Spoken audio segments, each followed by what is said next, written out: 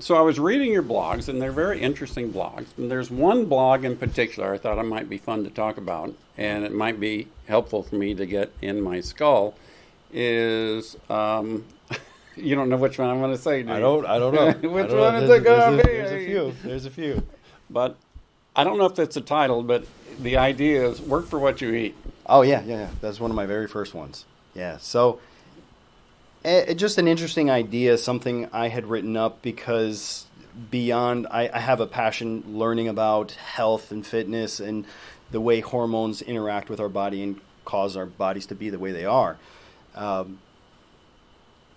Being sedentary often kills us. I mean, there's so many people, and I don't fault you because it's your job and how you earn a living, but most people sit at a desk all day, barely move around, and just go from breakfast to coffee break to lunch, and that's it. And most people progressively gain weight throughout their entire career.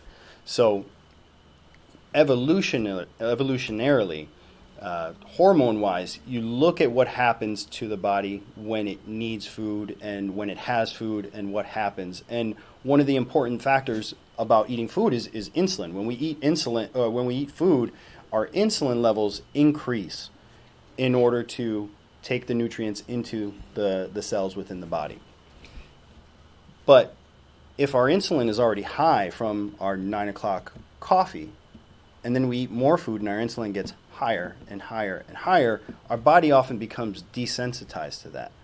And that's how we end up with this outbreak and surge of type 2 diabetes. So exercise actually lowers the insulin, reduces it, and primes your body so that it's ready for food. And the idea is that if you go back to caveman times, we actually had to work for our food. We had to hunt something, we had to farm something, we had to cultivate something.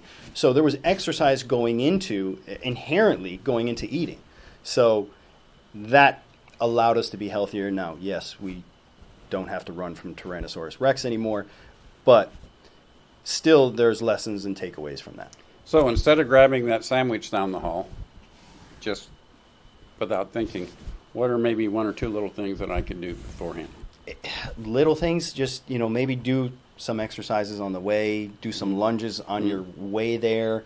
Air squats is a really simple and effective exercise that most people can benefit from. Oh, I meant to ask, who won the air squats? The air squat challenge, Ariana won.